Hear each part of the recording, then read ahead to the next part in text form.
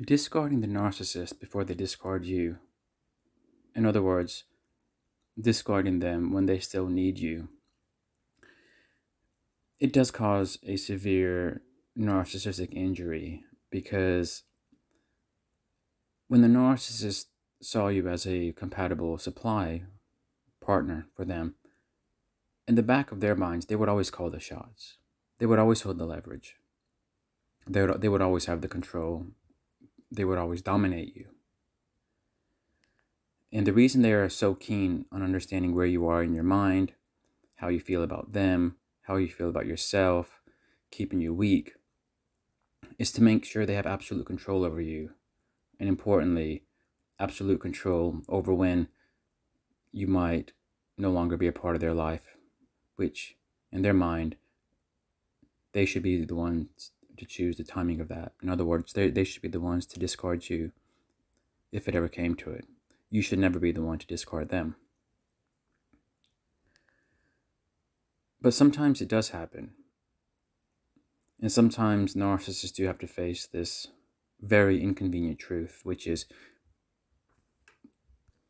it's this whole thing about taking control away from the controlling person, or taking leverage away from the person who must always hold the leverage. It's a really hard pill for them to swallow. And even though these people who have this pathological need to always feel in control of the situations, at least when it comes to their significant other, the fact that they always have to hold that ultimate leverage and sometimes they realize they can't, is the worst thing for them because they use the other person to regulate their emotions. They use the other person to get their needs met. And it's only when they realize the other person is no longer worth their time or effort, at least for now, because they're not getting anything back. And that usually happens when the narcissist has broken the other person down so much that they don't have that, the substance of who they used to be as a person is no longer there because the narcissist basically took it away through the ongoing devaluation. That's the point where the narcissist realizes, okay, they don't need you anymore, or at least not for now.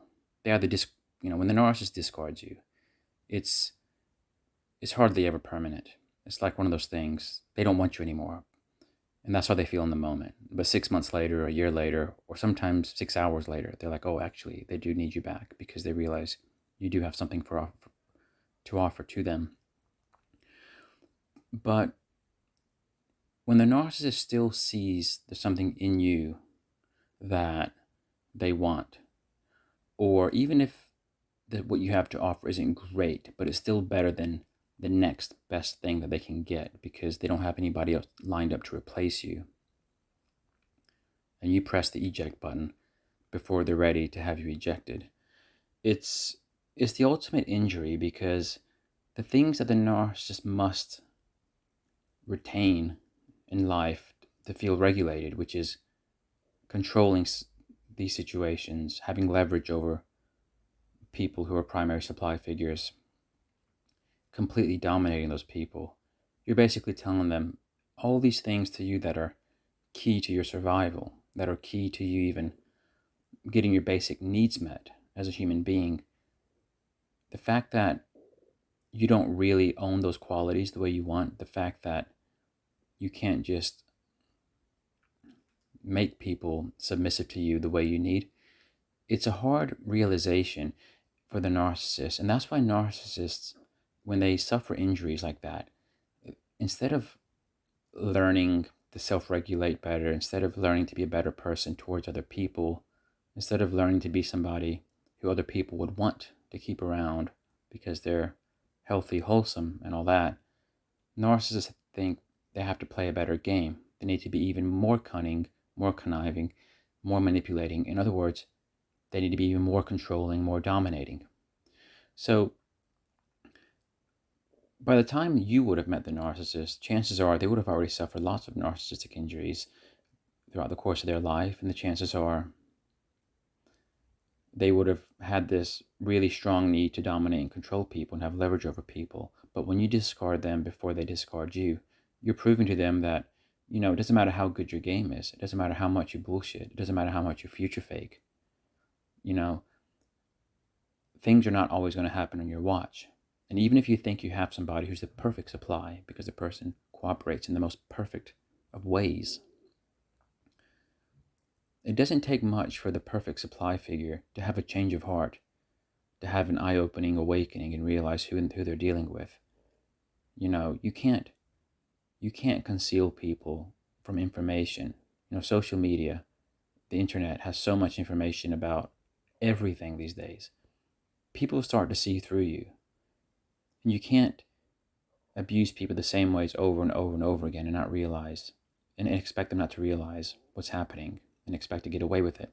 Sooner or later, people come around and they see what's happening.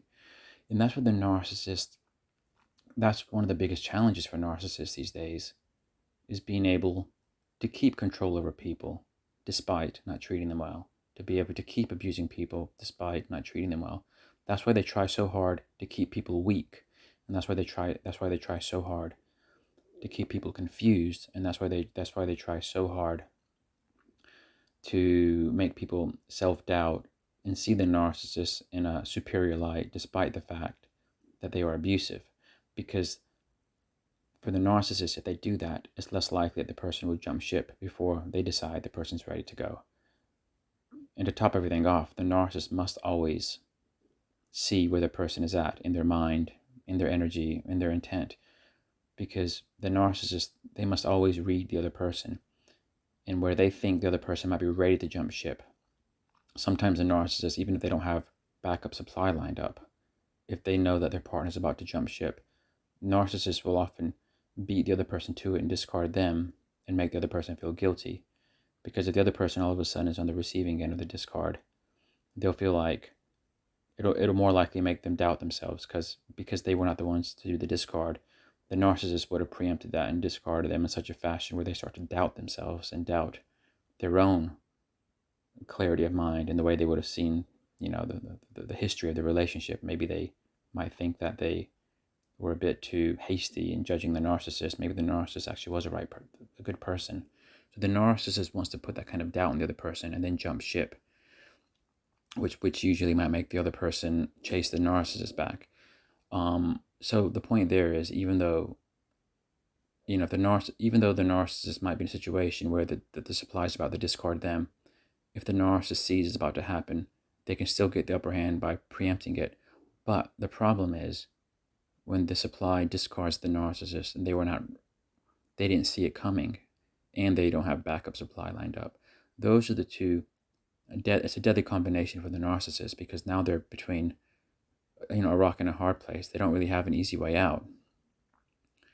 The person who they needed to regulate them is no longer around, and they don't have an alternative, which basically means the narcissist has to find a new supply figure at a time where they're not even getting their basic supply needs met. So they're having to face their own demons, having to face their own toxicity for a long time.